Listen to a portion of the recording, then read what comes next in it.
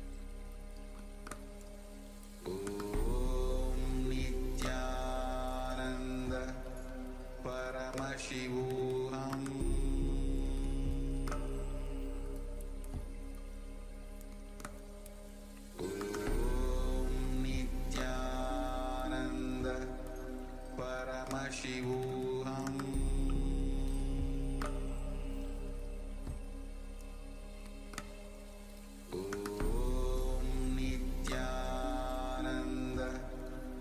Paramashivoham.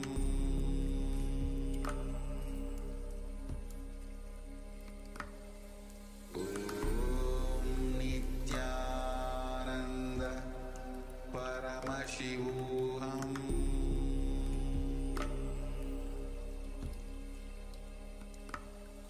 Om Nithyananda Paramashivoham.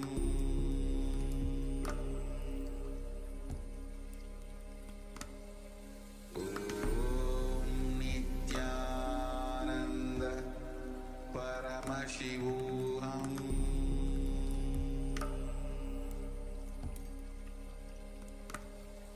Om Nithyananda Paramashivoham.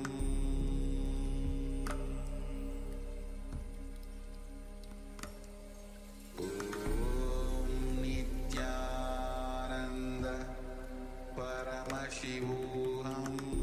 So now we'll be starting with the power manifestation. Now that we have measured our body temperature or the temperature of our partner's body, we'll begin with the power manifestation.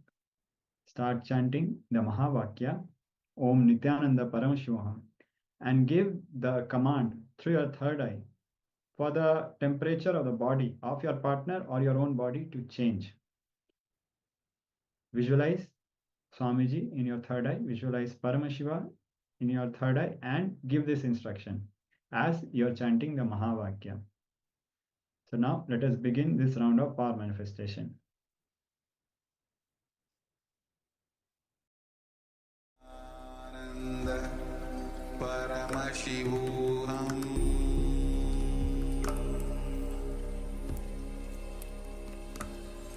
Om Nithyananda Paramashivoham.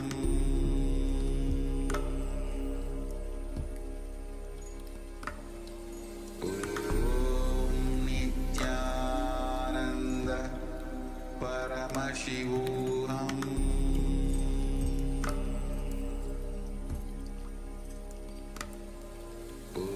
Om Nithyananda Paramashivoham. Om Nithyananda Paramashivoham.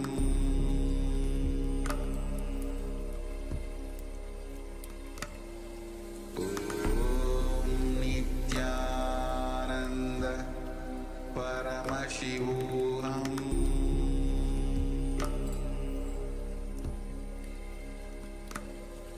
Om Nithyananda Paramashivoham. Om Nithyananda Paramashivoham. Om Nithyananda Paramashivoham.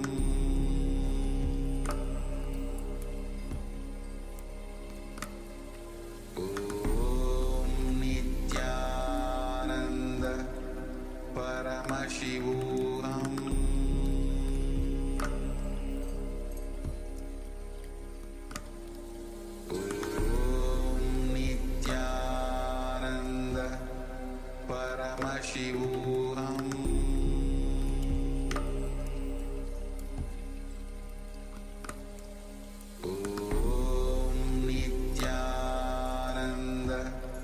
Paramashivoham.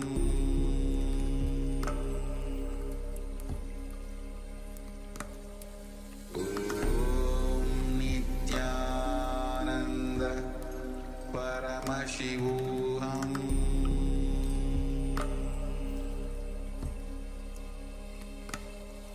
Om Nithyananda Paramashivoham.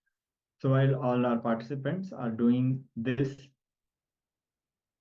we will also be moving ahead with another powerful revelation by the Supreme Pontiff of Hinduism. And we request all the participants to share the results of this round of power manifestation in the chat. We'll also be giving you a few minutes right now to quickly measure the temperature of your partner's body or your body and see the difference between what was the temperature earlier and what was the temperature now.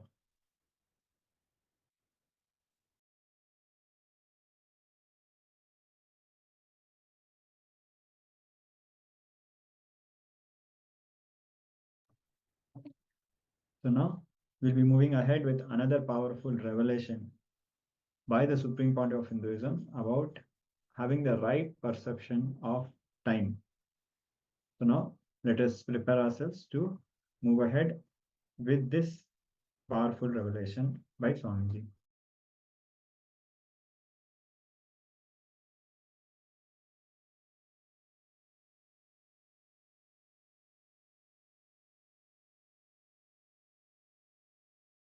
Here, Patanjali is expressing beautifully. First, he is talking about right knowledge. Understand what is right knowledge. Pratyaksha, Anumana, Agamaha. It's a beautiful word. Pramanani, Pratyaksha, Anumana, Agamaha, Pramanani. Means perception through senses, right knowledge. It's very difficult to translate the Sanskrit words like agama, pramana. That is why I am using a book which has 12 translations. And I have my own translation. See, each master has translated this aphorism from his understanding. So he has compiled 12 translations which can really give the complete or a comprehensive idea about how the sutras are perceived, understood. So I have my own translation. Apart from that, I refer all these 12 translations. So that whichever suits or whichever is more close to the original sutra, I am trying to use that translation. Perception through senses, conclusion arrived at through that cognition, words of an enlightened master are the three ways to gain correct knowledge. Perception through senses, please understand, it means your senses should be pure and fresh, not the perverted senses. If your senses are tired, overworked, overwhelmed, it cannot give you the right perception. If your senses are tired, the moment somebody enters the room, you will feel he is going to fight with you. If you are tired, you will always be expecting enemies. If you are alive, fresh, even your enemies will look like challenges for you. They won't look like enemies. You will feel, it's life, let's live. If you are tired, if you are feeling dull, even your friend will look like enemy. When he enters, oh God, I have to talk to him. I have to entertain him. He will not leave me. He will be inquiring, how am I? What am I doing? Oh, no, no, no. If somebody takes him away, it will be very nice. If you are tired, even your friend will look like an enemy. He'll say, oh God, how to get rid of him. With a fresh, alive, pure senses, whatever is grasped, that itself can be proof. The three things to measure whether something is truth, right knowledge or not. First, through senses, sensory perceptions. Second, conclusions arrived at through that cognition, through that senses. When you perceive through senses, you analyze the data inside you and come to the conclusion.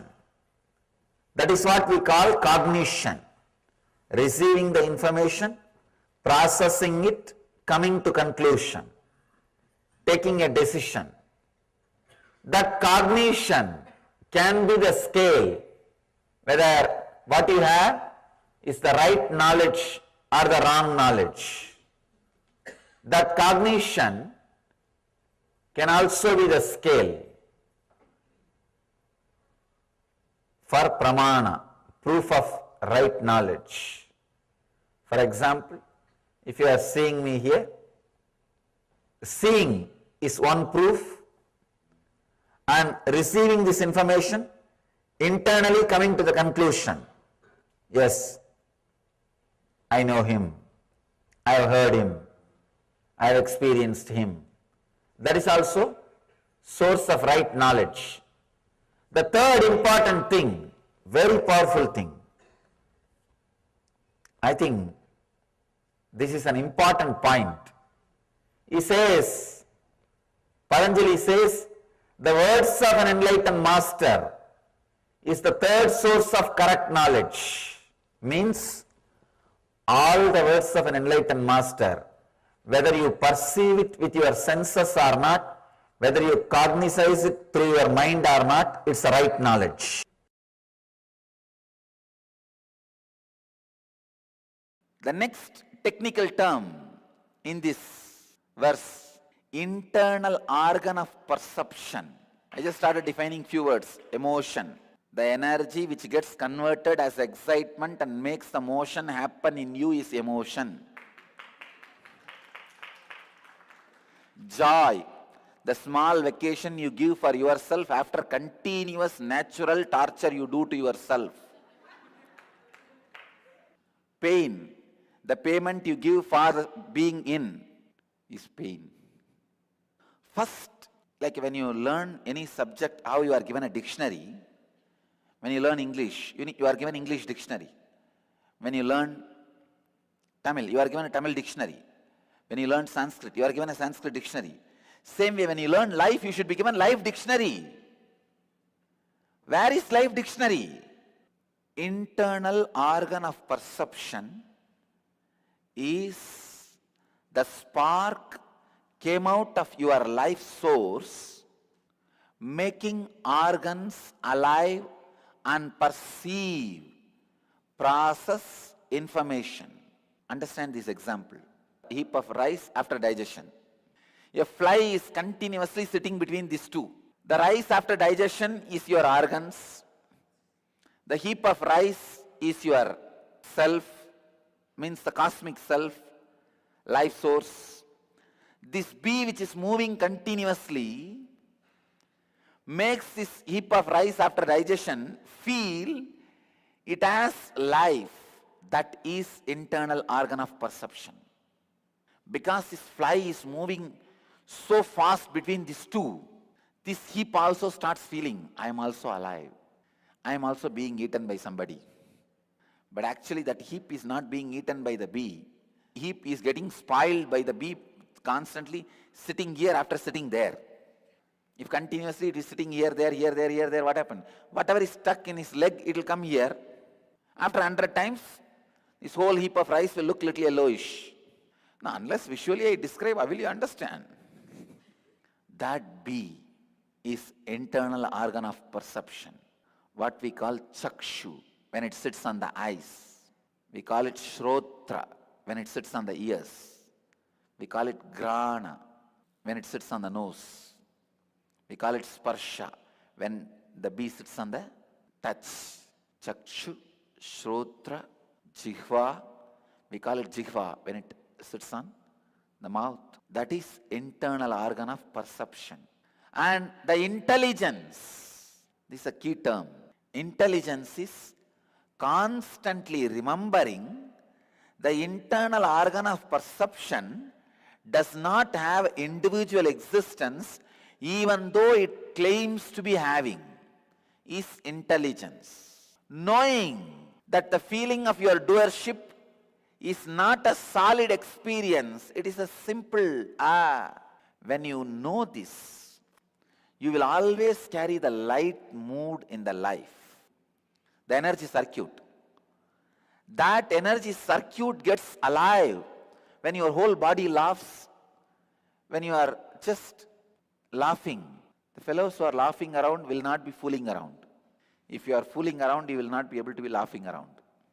Intelligence is the non-trust on the internal organ of perception, not trusting the internal organ of perception as the ultimate minister, advisor, counselor, not trusting the advice, counseling given to you by the internal organ of perception as ultimate is intelligence. Now, I have given you the definition of all the three technical terms. Understand the sacred secret from this verse. Sense organs, the internal organ of perception, and the intelligence are said to be the seat of this insatiable, all-consuming desire. Even though intelligence does not take the internal organ of perception as the ultimate authority, still it has a little bit of hangover with the internal organ of perception.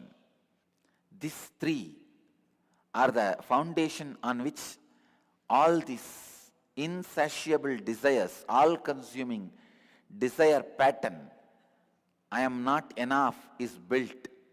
The embodied being, poor you, with his understanding leading to repetition of birth and death is bewildered. When you have the understanding, the internal organ of perception has more power than perceiving, your doership, the false doership, as a real individuality. When you believe that, you are led to the repetition of birth and death and bewildered.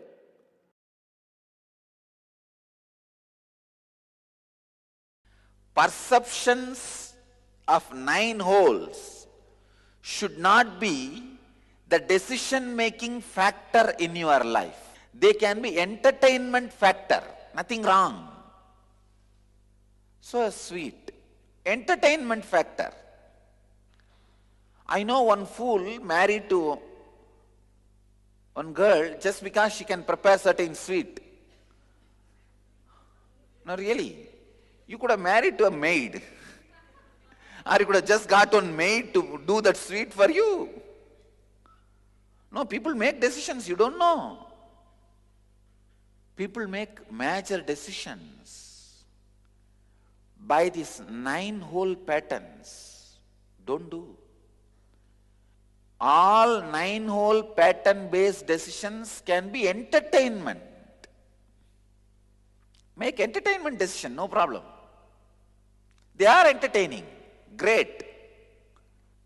But if you make major decisions based on entertainment data, then life is going to be entrainment. If a sweet is nice, then try to eat as much as you want, or see to it every day you get the sweet. Don't make the decision of marrying that person just because that person can make the sweet. Same way, in your life, if you look in all your major decisions, what kind of job you want to settle, whom you want to marry, what kind of house you want to live, how you want to accumulate wealth, how you want to spend your money, how you want to live, what is your life's major decision, what is your driving force. Look into everything. Unfortunately, it's like a patterns of the sense objects, 9 holes, they have the strength to make entertainment decisions of your life. For example, if you are feeling tired, bored, not enthusiastic, then have some music which will bring you back to enthusiasm. Have some sweet which will make life little tasty. Have some smell which excites you. So all those sense-based decisions are entertainment decisions. But unfortunately, you make life decisions based on that entertainment input. This is like just because you like the smell of the flight, you decide to buy your own flight and whole life you are flying this side to that side to this side of the world. Or if that smell of the flight you are enjoying, get that perfume and put it in your room. Make entertainment decision based on that pattern. When you make major decisions out of sense pattern, you are called fool. Every year, one day is dedicated for you, April 1st.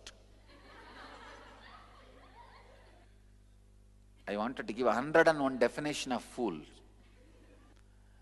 When you make the decision of major decisions of your life based on the ordinary senses inputs, which is worthy of only entertainment decision, you are fool. What's other 107? Just, yes, same, that's all. See, how many of your major decisions in the life you are taking? It is like you are asking what to do in your life. The joker in the circus, he can entertain you for 1 hour. You go and tell, wow, nobody gave me so much of joy like you for last 1 hour. It will be nice. I would like to marry you and live for you.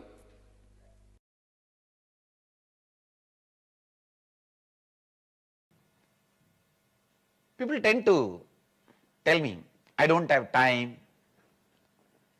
See, this time, the idea, I don't have time, is the worst myth people can create for themselves. Everyone has 24 hours.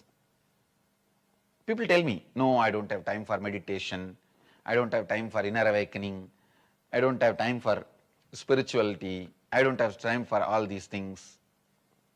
Please understand, you tell me you don't consider meditation is that important that you need to allot your time. That I accept. But don't tell me you don't have time. Everyone has same 24 hours. It is what we think as priority. Or maybe you are thinking the meditation may not give you that much of return for your, what you want to cause as your reality. What you want to cause in your life. You may not be convinced that meditation, spirituality or inner awakening is going to cause that as reality. Please understand. I really want you to understand the amount of clarity you will have by inner awakening in your words, thinking, feeling. Your life will just multiply at least 10 times. So, never ever say, I don't have time for meditation, inner awakening. If you don't have time, see, if you have time for meditation, meditate. 21 minutes. If you don't have time for meditation, meditate 42 minutes. That's all you need. Please understand. It is like saying, oh, I can't eat medicine because I am sick. Because you are sick, you have to take medicine. Because you feel you don't have time, you have to meditate. Because the idea I don't have time is one of the mythical pattern. It's one of the myth, false pattern, self-destructing pattern you carry.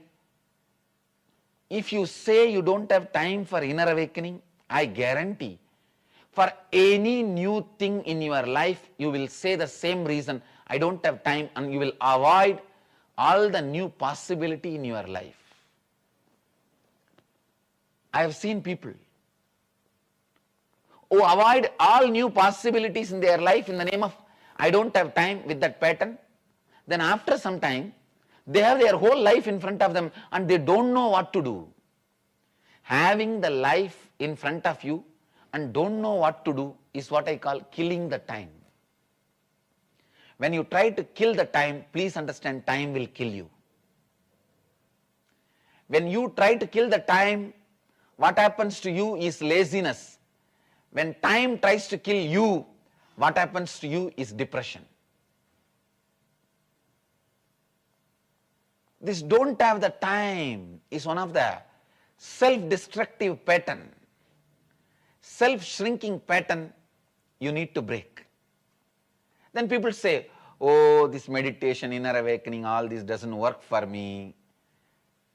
I am too old to change. My life is already built on certain ideas. I don't think I can change. Please understand, 1,000 years of darkness does not mean the room can never be lit. The room might have been 1,000 years dark, but one candle is enough to make the room lit. Because so many years you had certain patterns does not mean you can't change. You have not even started working on it. How can you expect? How can you come to the conclusion? It doesn't work. People tell me, oh, all this inner awakening, all this works for others, but not for me. This is what I call a deep self-doubt. You can't believe something great can happen to you. A deep self-denial. Any great possibility, the moment it comes near you, the chances, the moment it comes near you, because you cannot believe it is really possible for you, you act, react the same way as if it is not going to happen to you. It is not for you. So naturally, you will miss it, and then your faith, nothing great can happen to you, is strengthened. It is like a self-fulfilling negative prophecy. Then people say, I am not qualified, I am not a meditator, I am not spiritual enough, I am not pure enough. All my life I was a druggie, drunkard, womanizer, how can I change? Please understand, this is exactly saying, oh, I was sick, how am I qualified to take medicine? If you are sick, only then you need to take medicine. If you feel you are not qualified, you are not spiritual enough, only then you need inner awakening. You need spiritual awakening. And the peak is their self-doubt, self-hatred, self-denial. They try to project it on me also. They ask, why is Swamiji doing all these programs and helping people? What must be the purpose? Please understand, with all my integrity and authenticity, I am very clear. When I enrich more and more people, cause enlightenment to more and more people, I feel I am enriched. I am enjoying it. Bliss, when you share, it grows. Suffering, when you share, it reduces. Sometimes people are afraid of too many changes. They feel, no. If I take up spirituality as a solution for my problems, inner awakening as a solution for my problems, too many changes may happen in the life. Please understand, I tell you again and again, inner awakening is not changing your actions, it is changing your perceptions. It is not changing, adding or deleting some actions. It is changing your decisions about you, changing your perceptions about you, changing how you feel about you, how you feel about others. All these doubts, what I call self-doubt, self-hatred, self-denial. If you think, how can I transform? Self-doubt. If you think, I am not qualified for transformation, self-hatred. If you think, transformation cannot happen to me, self-denial. SDHD, I call it, self-doubt, hatred, denial. Get out of your SDHD. That's the first step for inner awakening. First step for inner awakening is get out of your SDHD.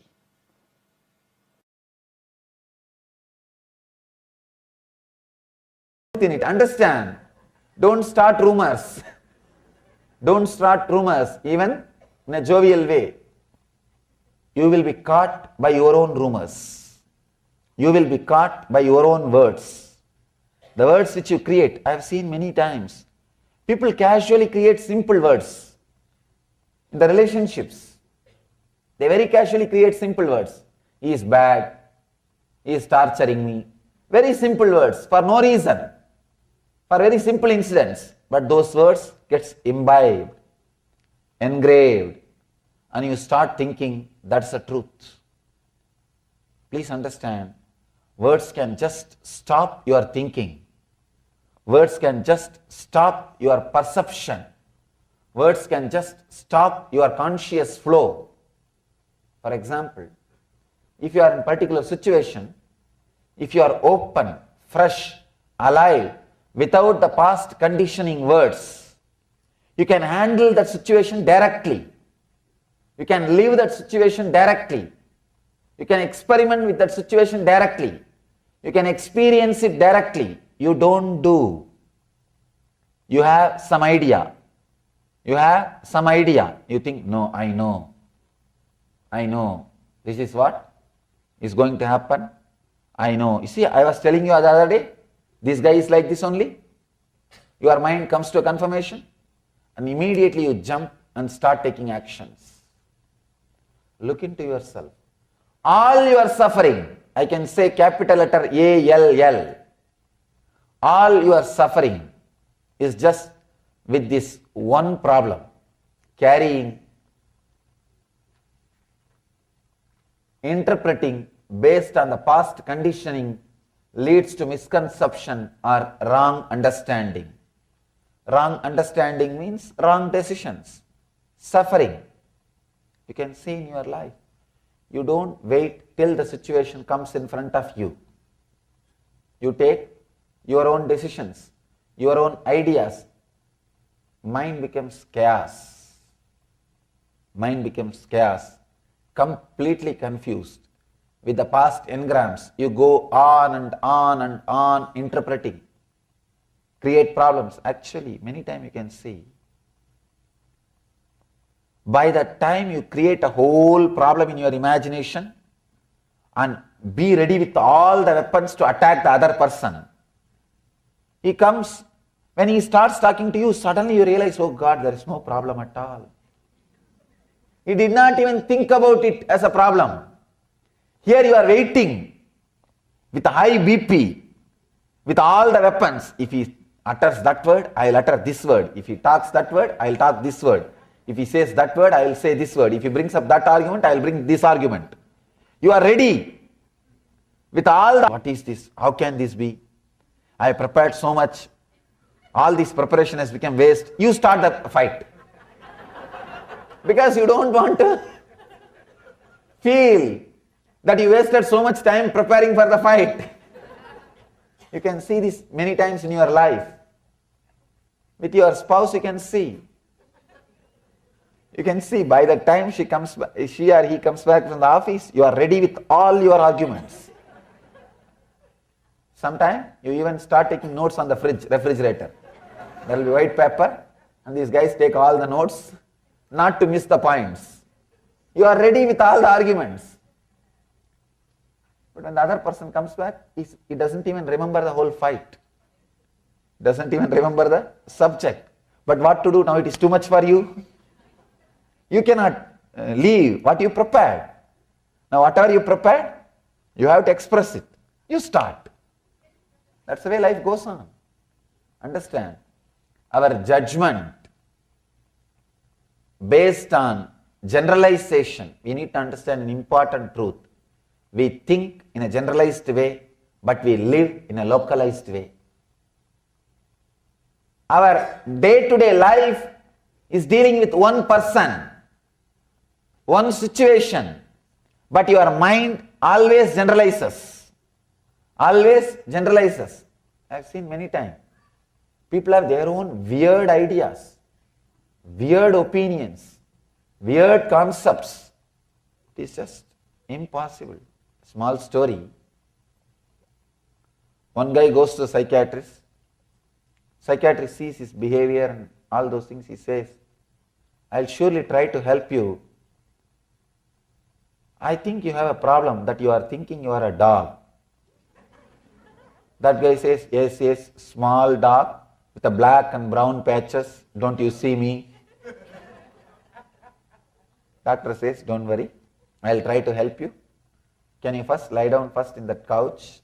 I'll see and try to find out the root cause of the problem. That guy says, no, I cannot do that. Doctor asks, why? No, I am not allowed up in the furnitures. Understand? If you are convinced about something, you are too strong. Instead of going to the roots of the problem, you hold on to the surface. You hold on to the surface. You know, if you go to the root, the problem may disappear. But the problem is your companion. You may feel lonely. If you don't have anything to worry, suddenly just think. Suddenly if all the worry from you is taken away, what will happen to your life? You will feel empty. Alone. Lonely. I think that will become a big worry. That will become a big worry. So you don't want to look into the roots of the problem.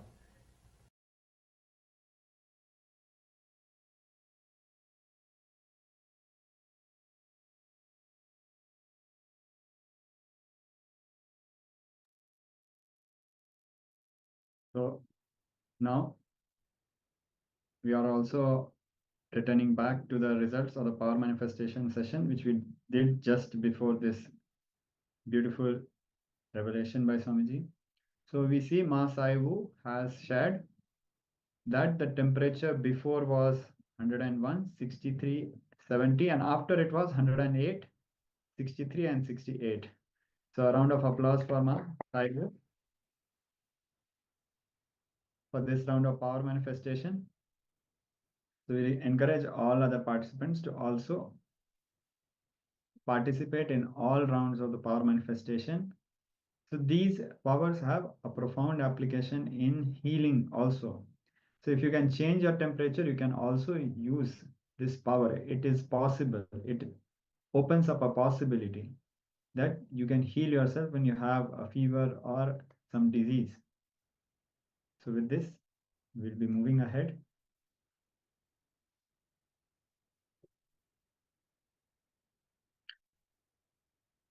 We are moving ahead with a internalization exercise. It is about the power of right perception and time. Perception through the senses, conclusion arrived at through the cognition, words of an enlightened master. These are the three ways to gain correct knowledge.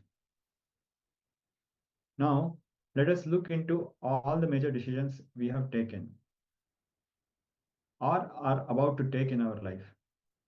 It could be a decision like what kind of job you want, what do you want, whom you want to marry, what kind of house do you want to live in, how do you want to accumulate wealth, how do you want to spend your money. Look into all such aspects and pen down it elaborately. Look into all your major decisions. Now, look at all dimensions of your life where you're responding from the pattern that you're not having enough time. Pen down all situations that you're able to identify. Now, at the same time, look into situations in your life where you're stuck in laziness, killing time in a space of non action. Pen down and identify what led you to this state, what decision you took that led you there. So, in a summarization, we will be listing all the major decisions that we are taking in our life and looking at all the dimensions of our life where we are responding from the pattern of not having time, and just see the contrast with all the places in our life where we are wasting time, we are stuck in laziness and killing time. Now let us do this exercise to get the right perception. Right perception, as we know, comes from the senses and conclusions arrived through cognition, words of an enlightened master. These are the three ways we come at right perception. And similarly, our right understanding of time, only when we see with the right perception that one side we are feeling we do not have time, but other side we are wasting time. Only when we perceive the reality in the right way, we will get a breakthrough in understanding the reality.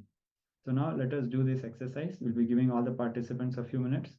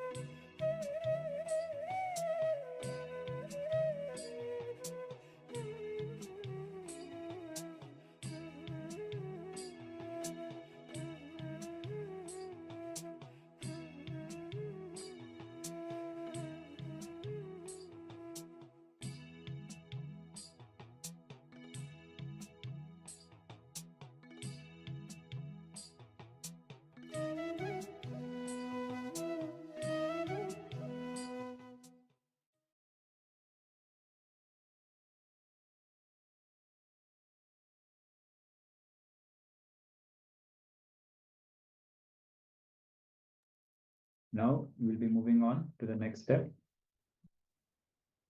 Look at all dimensions of your life where you're responding from this pattern of not having time. Pen down all such situations that you're able to identify. Simultaneously, look at all situations in your life where you are stuck in laziness, in a space of non-action. Pen down and identify what led you to this state, what decision you took that led you there.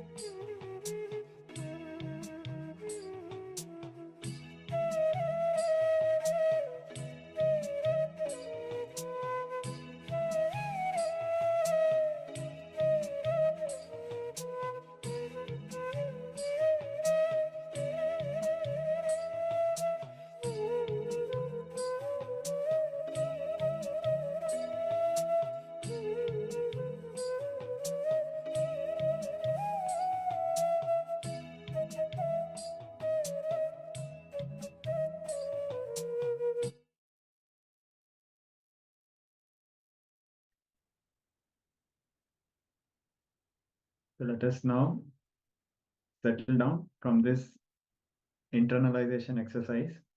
So we see many of our participants have shared their powerful clicks, powerful cognitions.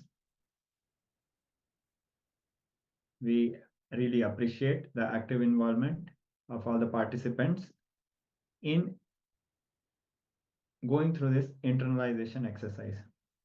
So now let us bolt these powerful understandings deeper into our being, deeper into our muscle memory, biomemory. We'll be doing a round of power manifestation to imbibe these powerful truths deeper into our being. Let us know. Bold all the experiences and the powerful cognitions that we were able to understand during this internalization process, and whatever we understood before this internalization process during Swamiji's own revelation. Let us now bold all of these revelations and understandings into our very being very deeply by manifesting the powers, by having an experience out of the powerful cognitions that we understood. Let us now experience them by applying those powerful cognitions in our lives. So we request all the participants to prepare yourself for the power manifestation. This is going to be like the previous round of power manifestation, where we will be manifesting once again the power of reducing or increasing our body temperature or the temperature of the partners.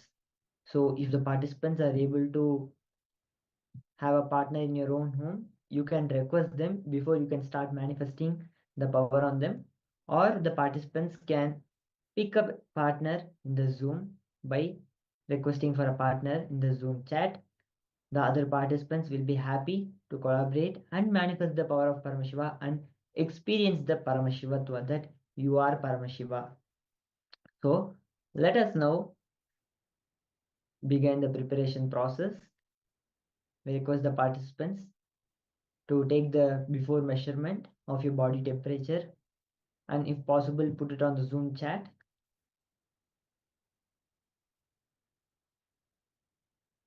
Or you can even pen it down and have it in a notebook, or you can even type it down in your phone. This is just for us to have a reference and the exact count of what was our temperature or the temperature of our partner before the power manifestation began. Once we have completed this process, we will be starting with the power manifestation. So we'll be giving a few minutes for all the participants to start the preparation process for the power manifestation.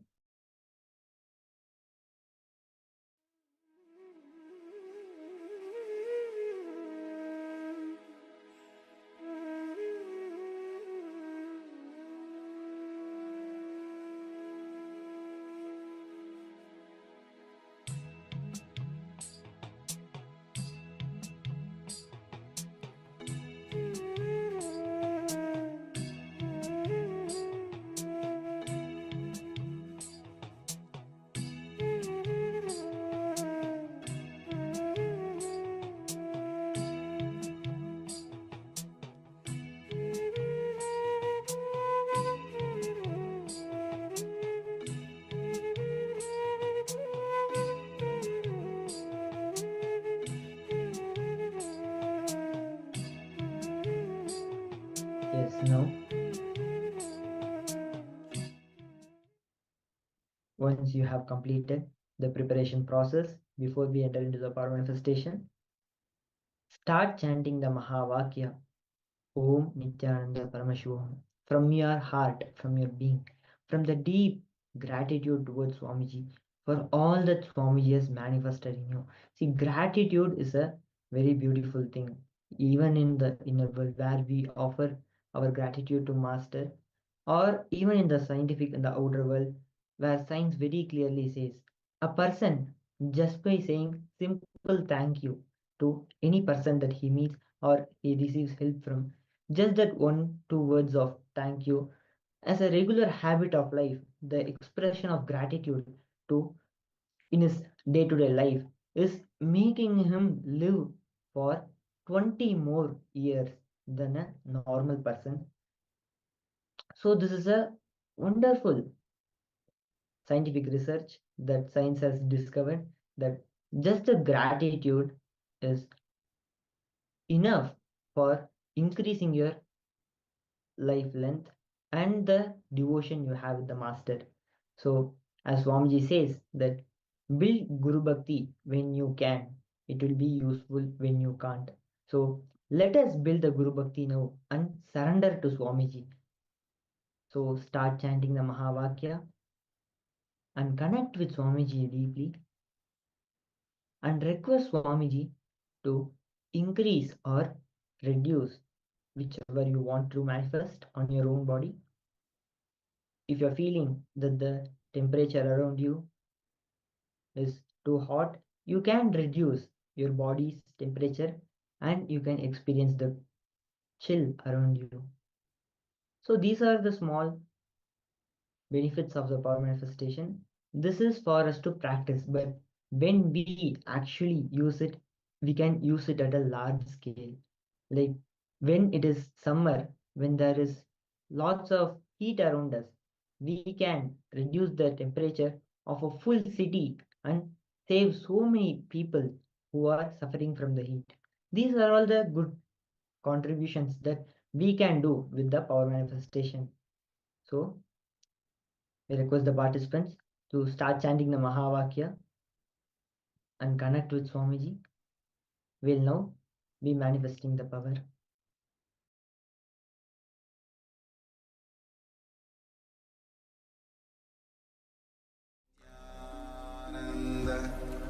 Paramashivoham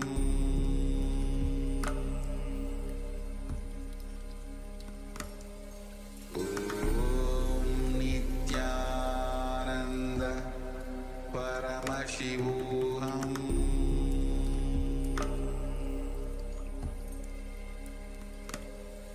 Om Nithyananda Paramashivoham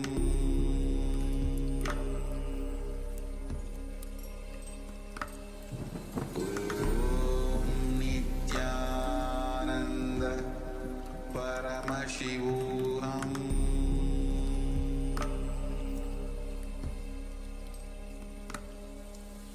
Om Nithyananda Paramashivoham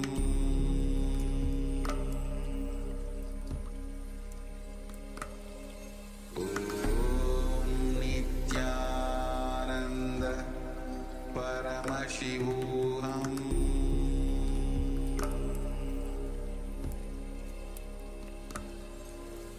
Om Nithyananda Paramashivoham Om Nithyananda Paramashivoham Paramashivoham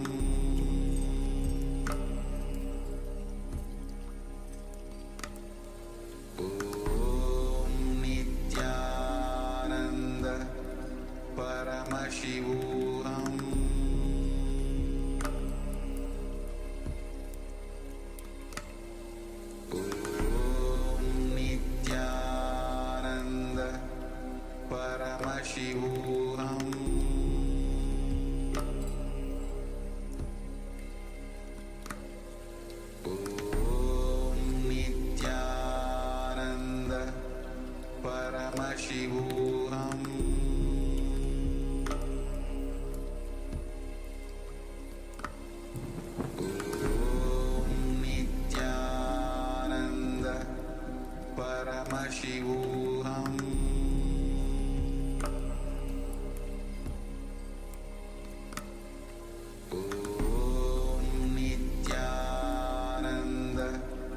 Paramashivoham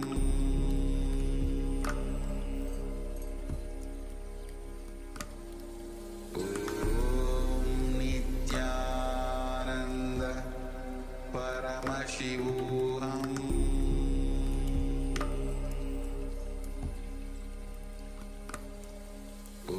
Om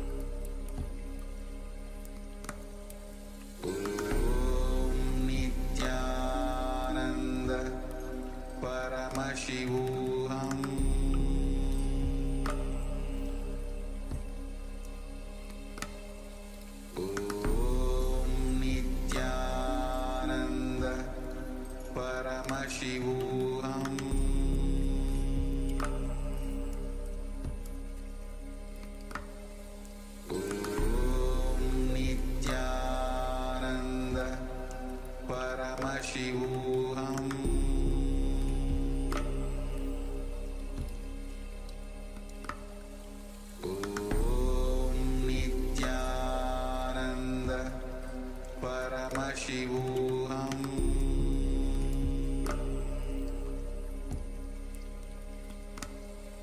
Om Nithyananda Paramashivoham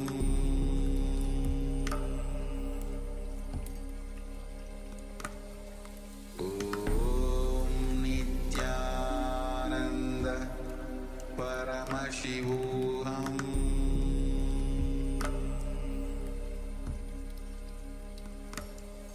Om Nithyananda Paramashivoham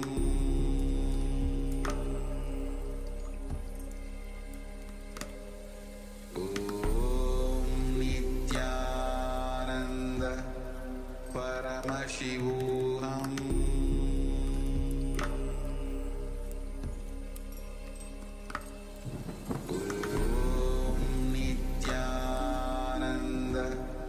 Paramashivoham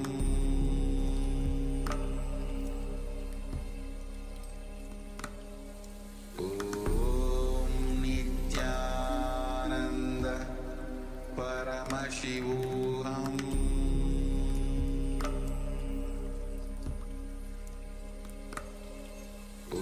Om Nithyananda Paramashivoham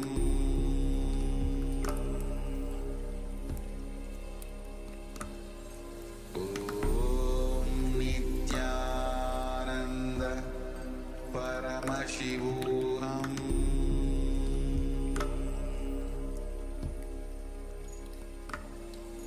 Om Nithyananda Paramashivoham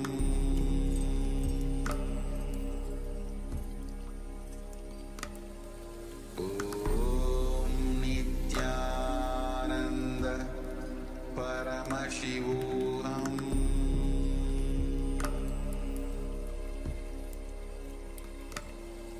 Om Nithyananda Paramashivoham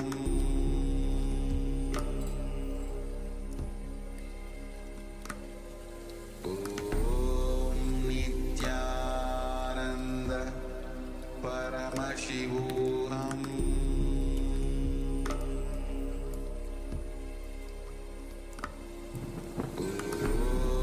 Om Nithyananda Paramashivoham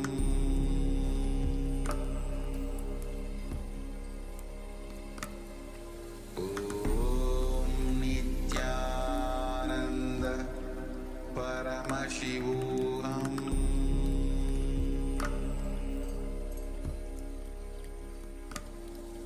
Om Nithyananda Paramashivoham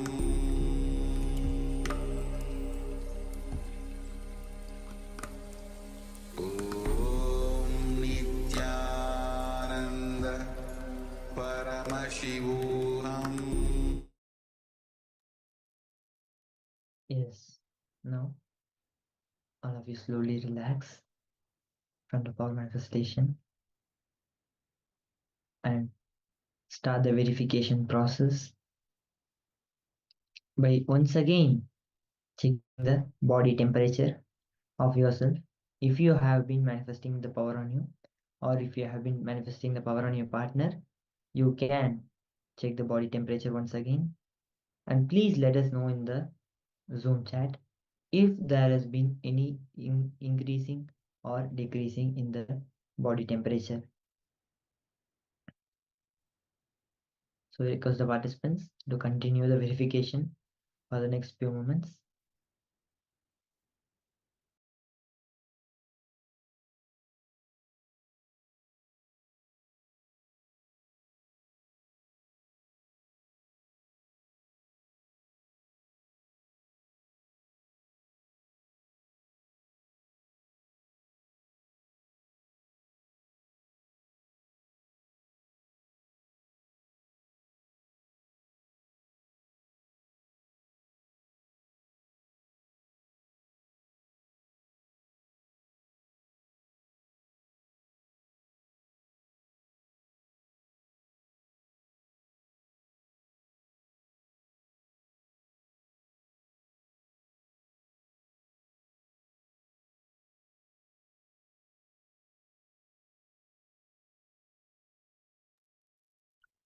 So now let us prepare ourselves to receive the darshan of the Supreme Pontiff of Hinduism. Let us prepare all of us and come to the space of gratitude and devotion to receive Swamiji. We can see all the participants expressing joy. So now we'll be moving ahead and we request all the participants to share the results of the previous round of power manifestation in the chat. So now let us prepare ourselves to receive Swamiji with love, gratitude and devotion.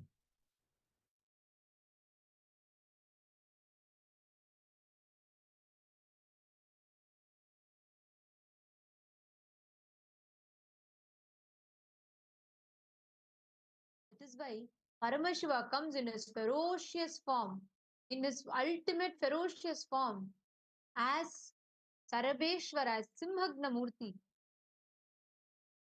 Actually, every one of you that are here, today, any delusion you are stuck in, any delusion, any aspect you are stuck in, today's darshan, where Swamiji will be manifesting as Simhagna Murti and Kurma Samhara Murti, the ferocious forms of Paramashiva. Literally, all delusions that you are stuck in, knowingly, unknowingly, consciously, unconsciously, he will liberate you from all of that today. Can I request all the participants to please come on the camera and settle down? Yandam, Nithyananda, Maluhyamona, Malusivong, Yandam. I request all the participants to please come on the camera. See, understand, darshan is the most sacred space. Whenever you experience, whenever you manifest a space of you sitting in the darshan, understand, even beyond your ability, capability, all of that, Paramashiva, as Swamiji, showers you with the grace. There's a very beautiful story where one day Narada, right? Narada Maharishi is walking and he's going up, he's on the way to Vaikuntha. So on the way, he sees a man sincerely sitting and meditating so seriously, and he's like really praying to Mahavishnu. And Narayana is Narada is very curious, so he goes to that and he says, like, I'm going to Mahavishnu. Is there something you want me to convey to him? Looks like you've been praying to him. Do you want me to convey to him something? And then this man says, oh yes, you're going to Mahavishnu. I have been praying to him for so many years together, and I just want his darshan. Just ask him when he will give me darshan. That is enough. Narada says, all right, sure, I'll take your request forward. He continues to walk. A little while ahead, he sees another man under a tree, and he's like, that man is like jumping and dancing, and he's singing Harinarayana, Harinarayana, and he just keeps jumping around and dancing. So Narada is like very curious. He's like, this man, he's like a madman, he's jumping and dancing. So he goes to him and he says, look, I'm going to Narayana. Seems like you're in ecstasy, you're singing Narayana's names. Is there something that you want me to convey to him? Then this man says, yes, I just want to know, will Narayana give me darshan? Please, can you ask him if he'll give me darshan? And just if you can tell me when I'll get his darshan. Narada says, sure, I'll tell him. And then he goes further. And the time passes by. Narada is coming back on his way. First, he meets the guy who's sitting under the tree. So the man asks him, hey, did you ask Narayana? What did he tell you? So Narada tells, Narayana told, surely you'll get the darshan. He told, after 4 more lives, he'll give you darshan. After those many number of yugas or lives, he'll give you the darshan. Then this man is like, oh, this thing. He said, what? I'm already doing penance for so many years. What do you mean Narayana will not come and give me darshan? He gets frustrated. He gives up. Narada continues further. And then Narada asks him, the man who's jumping and dancing, he asks Narada, did you ask Vishnu? Did he say anything to me? Did you speak to him? Then Narada says, yes, I asked him. And he tells, Vishnu told, for as many janmas, lifetimes as there are number of leaves in this tree. After those many lifetimes, you'll get the darshan. This man, Narada was expecting he will be even more frustrated than the other fellow because for him only 4. Here it is like few millions. Then this man, he immediately starts jumping even more and dancing. Narada says, "What? Are you not shocked?" He says, "No, why am I shocked? I'm so happy. I have gotten an assurance from Narayana, he'll give me darshan. That is enough to me." That very moment, lightning strikes, all the leaves in the tree falls down. Narayana appears and gives the darshan to this man. Understand, darshan, the happening of divine, is so profound, so unique. It does not happen based on any of the qualification. It does not happen based on any of the give and take, any of your qualifications. No. It happens purely based on the grace of divine. You just need to experience that deep space of gratitude, feeling connection, however you call it. That space you experience during the darshan. So today, all of us are going to be receiving the darshan of Paramashiva manifesting a Simhagna Murti, literally that ferocious manifestation. So any prayer, anything you want to ask today, any delusion, you feel you're stuck in any kind of a Maya, you really want to break free. There might be some things you are struggling with, which you feel is beyond your capability. You're trying, it's not happening. Today, during the darshan, post all your prayers to Paramashiva in his ultimate manifestation as Simhagna Murti. Any delusion that you are facing, any type of Maya, all of us today have learned what Maya matrix is and how it affects us in all different ways, in all different forms. And if you have the will now to break free from that Maya, you can put your prayers in darshan. And during the darshan, Bhagavan Simhagna Murti, manifesting through Swamiji, manifesting in his very embodied form, will bless you, manifesting and manifest through you to break that Maya and liberate you completely. And now we are all going to be preparing ourselves to receive the darshan. I request all the participants to please settle down. Is most important during darshan is the space that you are in. Do not lie down, do not talk, do not move around. Sit in one place. Prepare your whole inner space with deep receptivity. Please sit straight. Let us all prepare ourselves to enter into the darshan. Please enter into that meditative state. Close your eyes. Today, due to the intense samadhi of the Supreme Pontiff of Hinduism, we will all be having the alive. Around 5,000 years ago, at the end of Mahabharat War, the ancient enlightened Hindu civilization consisted of 10,000 Hindu traditions, or sampradayas, that existed in 56 Hindu nations, 200 Hindu kingdoms, 1,700 Hindu provinces that covered more than 6 million kilometers square of Asia. The Supreme Pontiff of Hinduism, SPH, Bhagavan Sri Nithyananda Paramashivoham, is the reviver of KAILASA, this ancient enlightened Hindu civilizational nation. KAILASA is an unbroken cultural, religious, historical, civilizational, and sovereign continuation and revival of multiple of these historical Hindu sovereign states and Hindu ecclesiastical entities. The unbroken continuity of these ancient Hindu nations through KAILASA results in the legal recognition of KAILASA as per the international customary law, particularly the doctrine of continuity. The international law, the doctrine of continuity, implies that upheavals and revolutions within a country, changes in government, territorial adjustments, measures taken during military occupation, or other internal transformations do not negate the existence of the country, do not affect the legal personality and international obligations of the country or state. The Vienna Convention on Succession of States in respect of treaties, 1978, addresses these principles of the doctrine of continuity as it outlines international law during situation of state succession or continuation. International law recognizes a state's legal personality by recognizing its identity. This perspective extends even during the period when the given state or country is annexed or occupied by a foreign power. Even in such cases, the legal personality of the state is considered to persist, enabling its subsequent re-establishment. Historical examples dating back to the 18th century include cases like Portugal and Genoa that were re-established after the Vienna Congress of 1815. More recent examples include countries such as Poland, Ethiopia, Czechoslovakia, Albania, and Austria that were re-established after World War II. Even when a nation is deprived of its territory, the nation continues to exist. Its sovereignty and international legal personality continues to persist.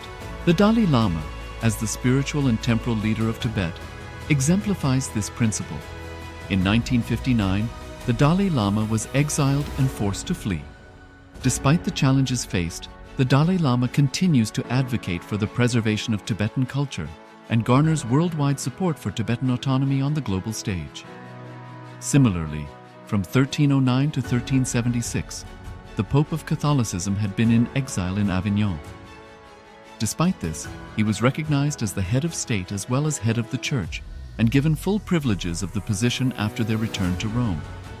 Even in 1861, much of the papal territories had been lost, leaving the Pope with no sovereign territory other than the papal residence and related buildings. Yet his temporal powers were still acknowledged. He was recognized as a head of state, and later, the Lateran Treaty of 1929 formally re-established papal sovereignty over the Vatican City. The Sovereign Order of Malta further exemplifies this principle, retaining international recognition as a sovereign entity despite the permanent loss of their territory upon Napoleon's invasion in June 1798. Despite such permanent loss of territory, the sovereignty and the international legal personality of the Sovereign Order of Malta continue to persist. Much later in 1894, the order settled in Rome and acquired two properties, the Magistral Palace and the Magistral Villa that received extraterritorial status. Today, the order maintains diplomatic relations with 112 countries, issues its own diplomatic passports, currency, stamps, and vehicle registration plates, and has been granted observer status in the United Nations. All these examples of state re-establishment illustrate the principle of continuity of states, as per international law, that a state's legal personality persists over time. A nation continues to exist even after a complete loss of territory. A far more striking example is of the oceanic countries, which are under the threat of their entire nation being drowned and submerged due to rising sea levels owing to global warming. In response to such existential threat of climate change, Pacific Island nations, including Tuvalu, have enacted constitutional amendments and made international declarations affirming that their nation and their sovereign rights will continue to persist, despite their entire territory being lost to the sea. This proactive stance is highlighted in the Constitution of Tuvalu Act 2023 and the Pacific Islands Forum Declaration of 2021. The Supreme Pontiff of Hinduism, Bhagavan Sri Nithyananda Paramashivoham, through the line of succession, is the present 203rd Emperor of the Hindu sovereign kingdom of Surangi Samrajya. He was crowned on the 31st of December 2004 at the age of 26. Thus, by very same principles of the doctrine of continuity, through which the international legal personality of Portugal, Genoa, Poland, Ethiopia, Czechoslovakia, Albania, Austria, Vatican, Tibet, Sovereign Order of Malta, and several other nations has been recognized despite having undergone a period of exile, annexation, occupation by a foreign power, or despite loss of territory. The SPH Nithyananda Paramashivoham, through well-established legal and historical facts about the Hindu sovereign state of the Surangi Samrajyam, derives all sovereign rights and powers of the royal lineage of the Surangi Samrajyam as its 203rd sovereign emperor, from his inheritance and continuation of the unbroken succession of the kingdom of Surya Vamsa Surangi Samrajyam Sarvanapitha. Surya Vamsa Surangi Samrajyam, through unification with 20 other sovereign Hindu states and sovereign ecclesiastical, historical entities, became part of the United States of KAILASA, which thus became a sovereign, independent juridical state, with the SPH Nithyananda Paramashivoham as the sovereign. Just as how the oceanic nations like Tuvalu have safeguarded their sovereignty from the existential threat of total submersion by amending their constitution and asserting that their sovereignty will persist regardless of the loss of their territory, KAILASA, which is a sovereign continuation of 21 sovereign Hindu states, and sovereign ecclesiastical historical entities, is also reviving and continuing the Kumari Kandam Hindu nations that got submerged. As per the doctrine of continuity, these facts imply that the Kailasa's statehood is recognized by international law and manifests as a natural outcome of well-established historical legal facts. Share your time, talent, and treasure. Become part of Kailasa. Sign up as an eCitizen https://kailasa.ecitizen.info.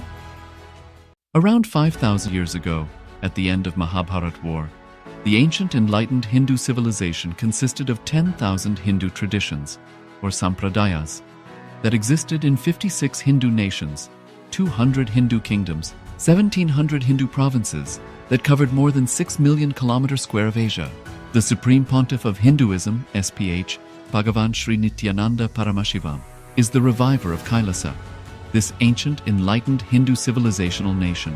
Kailasa is an unbroken cultural, religious, historical, civilizational, and sovereign continuation and revival of multiple of these historical Hindu sovereign states and Hindu ecclesiastical entities. The unbroken continuity of these ancient Hindu nations through Kailasa results in the legal recognition of Kailasa as per the international customary law, particularly the doctrine of continuity. The international law, the doctrine of continuity, implies that upheavals and revolutions within a country, changes in government, territorial adjustments, measures taken during military occupation, or other internal transformations do not negate the existence of the country, do not affect the legal personality and international obligations of the country or state. The Vienna Convention on Succession of States in Respect of Treaties, 1978, addresses these principles of the doctrine of continuity as it outlines international law during situation of state succession or continuation. International law recognizes a state's legal personality by recognizing its identity. This perspective extends even during the period when the given state or country is annexed or occupied by a foreign power. Even in such cases, the legal personality of the state is considered to persist, enabling its subsequent re-establishment. Historical examples dating back to the 18th century include cases like Portugal and Genoa that were re-established after the Vienna Congress of 1815. More recent examples include countries such as Poland, Ethiopia, Czechoslovakia, Albania, and Austria that were re-established after World War II. Even when a nation is deprived of its territory, the nation continues to exist. Its sovereignty and international legal personality continues to persist. The Dalai Lama, as the spiritual and temporal leader of Tibet, exemplifies this principle. In 1959, the Dalai Lama was exiled and forced to flee. Despite the challenges faced, the Dalai Lama continues to advocate for the preservation of Tibetan culture and garners worldwide support for Tibetan autonomy on the global stage. Similarly, from 1309 to 1376, the Pope of Catholicism had been in exile in Avignon. Despite this, he was recognized as the head of state as well as head of the church and given full privileges of the position after their return to Rome. Even in 1861, much of the papal territories had been lost, leaving the Pope with no sovereign territory other than the papal residence and related buildings. Yet his temporal powers were still acknowledged. He was recognized as a head of state, and later, the Lateran Treaty of 1929 formally re-established papal sovereignty over the Vatican City.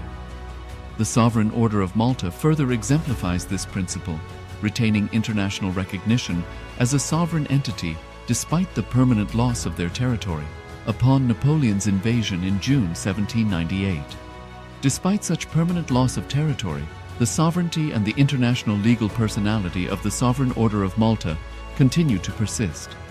Much later in 1894, the order settled in Rome and acquired two properties, the Magistral Palace and the Magistral Villa that received extraterritorial status. Today, the order maintains diplomatic relations with 112 countries, issues its own diplomatic passports, currency, stamps, and vehicle registration plates, and has been granted observer status in the United Nations. All these examples of state re-establishment illustrate the principle of continuity of states, as per international law, that a state's legal personality persists over time. A nation continues to exist even after a complete loss of territory. A far more striking example is of the oceanic countries, which are under the threat of their entire nation being drowned and submerged due to rising sea levels owing to global warming. In response to such existential threat of climate change, Pacific Island nations, including Tuvalu, have enacted constitutional amendments and made international declarations affirming that their nation and their sovereign rights will continue to persist, despite their entire territory being lost to the sea. This proactive stance is highlighted in the Constitution of Tuvalu Act 2023 and the Pacific Islands Forum Declaration of 2021. The Supreme Pontiff of Hinduism, Bhagavan Sri Nithyananda Paramashivoham, through the line of succession is the present 203rd Emperor of the Hindu sovereign kingdom of Surangi Samrajya. He was crowned on the 31st of December 2004 at the age of 26.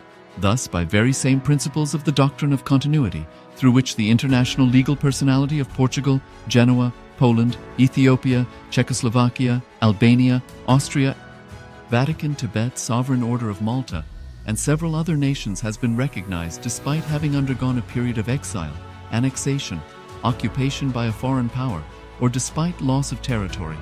The SPH Nithyananda Paramashivoham, through well-established legal and historical facts about the Hindu sovereign state of the Surangi Samrajyam, derives all sovereign rights and powers of the royal lineage of the Surangi Samrajyam as its 203rd sovereign emperor from his inheritance and continuation of the unbroken succession of the kingdom of Surya Vamsa Surangi Samrajyam Sarvanapitha. Surya Vamsa Surangi Samrajyam, through unification with 20 other sovereign Hindu states and sovereign ecclesiastical, historical entities, became part of the United States of KAILASA, which thus became a sovereign independent juridical state, with the SPH Nithyananda Paramashivoham as the sovereign. Just as how the oceanic nations like Tuvalu have safeguarded their sovereignty from the existential threat of total submersion by amending their constitution and asserting that their sovereignty will persist regardless of the loss of their territory, KAILASA, which is a sovereign continuation of 21 sovereign Hindu states and sovereign ecclesiastical historical entities, is also reviving and continuing the Kumari Kandam Hindu nations that got submerged. As per the doctrine of continuity, these facts imply that the KAILASA's statehood is recognized by international law and manifests as a natural outcome of well-established historical legal facts. Share your time, talent, and treasure. Become part of KAILASA. Sign up as an eCitizen https://kailasa.ecitizen.info. Around 5,000 years ago, at the end of Mahabharat War, the ancient enlightened Hindu civilization consisted of 10,000 Hindu traditions, or sampradayas, that existed in 56 Hindu nations, 200 Hindu kingdoms, 1,700 Hindu provinces that covered more than 6 million kilometers square of Asia. The Supreme Pontiff of Hinduism, SPH, Bhagavan Sri Nithyananda Paramashivoham, is the reviver of KAILASA, this ancient enlightened Hindu civilizational nation. KAILASA is an unbroken cultural, religious, historical, civilizational, and sovereign continuation and revival of multiple of these historical Hindu sovereign states and Hindu ecclesiastical entities. The unbroken continuity of these ancient Hindu nations through KAILASA results in the legal recognition of KAILASA as per the international customary law, particularly the doctrine of continuity. The international law, the doctrine of continuity, implies that upheavals and revolutions within a country, changes in government, territorial adjustments, measures taken during military occupation, or other internal transformations do not negate the existence of the country, do not affect the legal personality and international obligations of the country or state. The Vienna Convention on Succession of States in respect of treaties, 1978, addresses these principles of the doctrine of continuity as it outlines international law during situation of state succession or continuation. International law recognizes a state's legal personality by recognizing its identity. This perspective extends even during the period when the given state or country is annexed or occupied by a foreign power. Even in such cases, the legal personality of the state is considered to persist, enabling its subsequent re-establishment. Historical examples dating back to the 18th century include cases like Portugal and Genoa that were re-established after the Vienna Congress of 1815. More recent examples include countries such as Poland, Ethiopia, Czechoslovakia, Albania, and Austria. that were re-established after World War II. Even when a nation is deprived of its territory, the nation continues to exist. Its sovereignty and international legal personality continues to persist. The Dalai Lama, as the spiritual and temporal leader of Tibet, exemplifies this principle. In 1959, the Dalai Lama was exiled and forced to flee. Despite the challenges faced, the Dalai Lama continues to advocate for the preservation of Tibetan culture and garners worldwide support for Tibetan autonomy on the global stage. Similarly, from 1309 to 1376, the Pope of Catholicism had been in exile in Avignon. Despite this, he was recognized as the head of state as well as head of the church and given full privileges of the position after their return to Rome. Even in 1861, much of the papal territories had been lost, leaving the Pope with no sovereign territory other than the papal residence and related buildings. Yet his temporal powers were still acknowledged. He was recognized as a head of state, and later, the Lateran Treaty of 1929 formally re-established papal sovereignty over the Vatican City. The Sovereign Order of Malta further exemplifies this principle, retaining international recognition as a sovereign entity despite the permanent loss of their territory upon Napoleon's invasion in June 1798. Despite such permanent loss of territory, the sovereignty and the international legal personality of the Sovereign Order of Malta continue to persist. Much later in 1894, the order settled in Rome and acquired two properties, the Magistral Palace and the Magistral Villa that received extraterritorial status. Today, the order maintains diplomatic relations with 112 countries, issues its own diplomatic passports, currency, stamps, and vehicle registration plates, and has been granted observer status in the United Nations.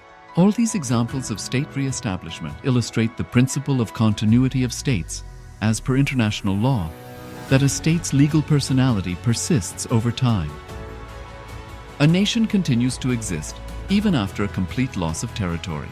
A far more striking example is of the oceanic countries, which are under the threat of their entire nation being drowned and submerged due to rising sea levels owing to global warming.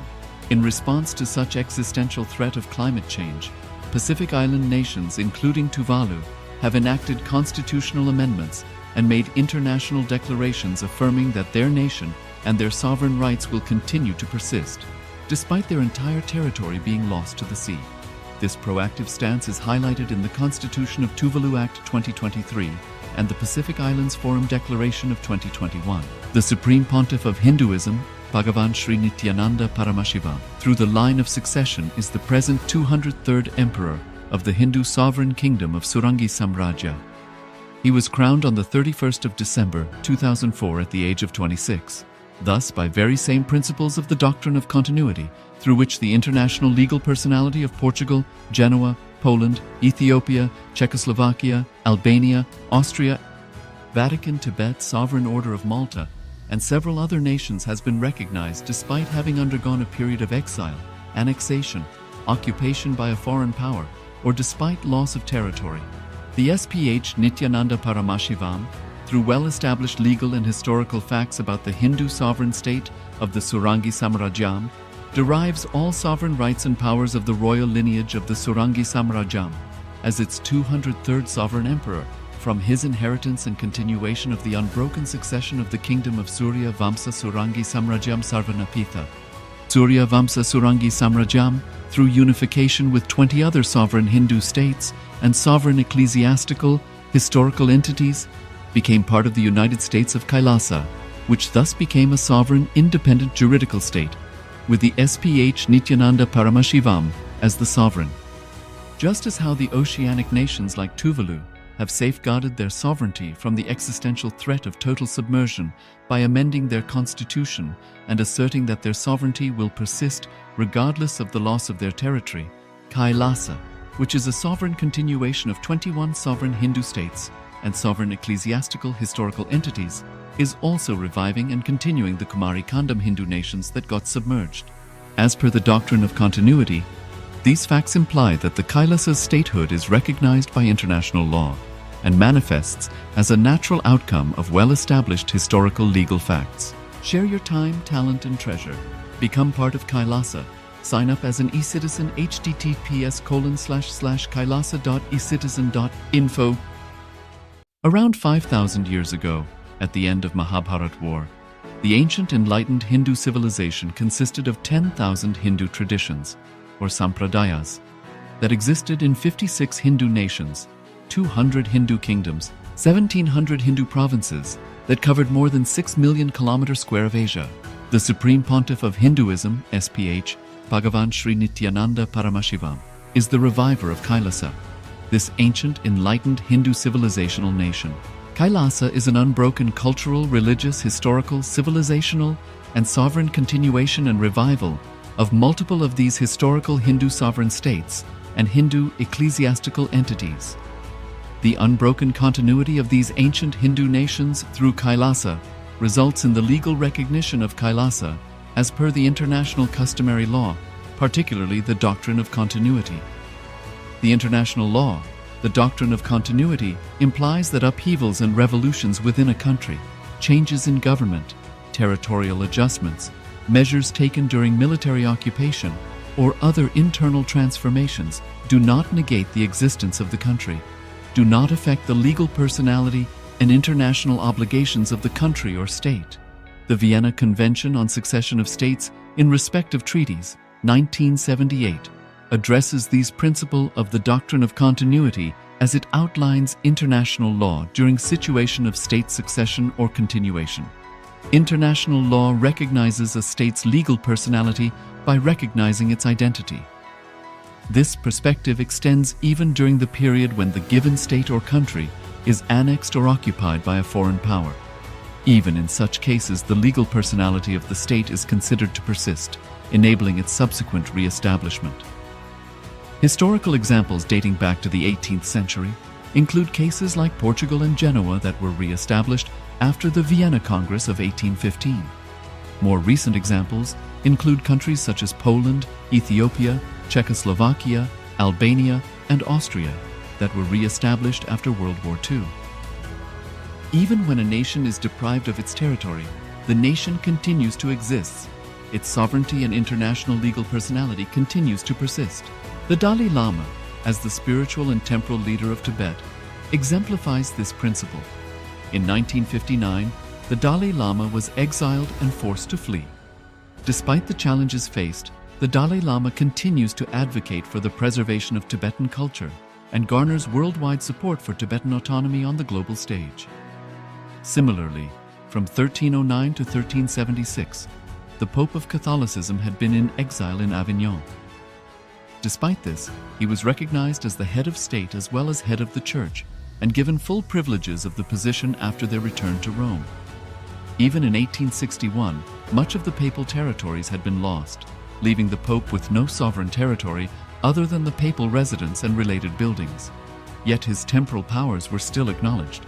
He was recognized as a head of state, and later, the Lateran Treaty of 1929 formally re-established papal sovereignty over the Vatican City. The Sovereign Order of Malta further exemplifies this principle, retaining international recognition as a sovereign entity despite the permanent loss of their territory upon Napoleon's invasion in June 1798. Despite such permanent loss of territory, the sovereignty and the international legal personality of the Sovereign Order of Malta continued to persist. Much later in 1894, the order settled in Rome and acquired two properties, the Magistral Palace and the Magistral Villa that received extraterritorial status. Today, the order maintains diplomatic relations with 112 countries, issues its own diplomatic passports, currency, stamps, and vehicle registration plates, and has been granted observer status in the United Nations. All these examples of state re-establishment illustrate the principle of continuity of states, as per international law, that a state's legal personality persists over time. A nation continues to exist even after a complete loss of territory. A far more striking example is of the oceanic countries, which are under the threat of their entire nation being drowned and submerged due to rising sea levels owing to global warming. In response to such existential threat of climate change, Pacific Island nations, including Tuvalu, have enacted constitutional amendments and made international declarations affirming that their nation and their sovereign rights will continue to persist. despite their entire territory being lost to the sea. This proactive stance is highlighted in the Constitution of Tuvalu Act 2023 and the Pacific Islands Forum Declaration of 2021. The Supreme Pontiff of Hinduism, Bhagavan Sri Nithyananda Paramashivoham, through the line of succession is the present 203rd Emperor of the Hindu Sovereign Kingdom of Surangi Samrajya. He was crowned on the 31st of December 2004 at the age of 26. Thus, by very same principles of the doctrine of continuity, through which the international legal personality of Portugal, Genoa, Poland, Ethiopia, Czechoslovakia, Albania, Austria, Vatican, Tibet, Sovereign Order of Malta, and several other nations has been recognized despite having undergone a period of exile, annexation, occupation by a foreign power, or despite loss of territory. The SPH Nithyananda Paramashivoham, through well-established legal and historical facts about the Hindu sovereign state of the Surangi Samrajyam, derives all sovereign rights and powers of the royal lineage of the Surangi Samrajyam as its 203rd sovereign emperor from his inheritance and continuation of the unbroken succession of the kingdom of Surya Vamsa Surangi Samrajyam Sarvanapitha. Surya Vamsa Surangi Samrajyam, through unification with 20 other sovereign Hindu states and sovereign ecclesiastical, historical entities, became part of the United States of KAILASA, which thus became a sovereign, independent juridical state, with the SPH Nithyananda Paramashivoham as the sovereign. Just as how the oceanic nations like Tuvalu have safeguarded their sovereignty from the existential threat of total submersion by amending their constitution and asserting that their sovereignty will persist regardless of the loss of their territory, KAILASA, which is a sovereign continuation of 21 sovereign Hindu states and sovereign ecclesiastical historical entities, is also reviving and continuing the Kumari Kandam Hindu nations that got submerged. As per the doctrine of continuity, these facts imply that the Kailasa's statehood is recognized by international law and manifests as a natural outcome of well-established historical legal facts. Share your time, talent, and treasure. Become part of Kailasa. Sign up as an e-citizen https://kailasa.ecitizen.info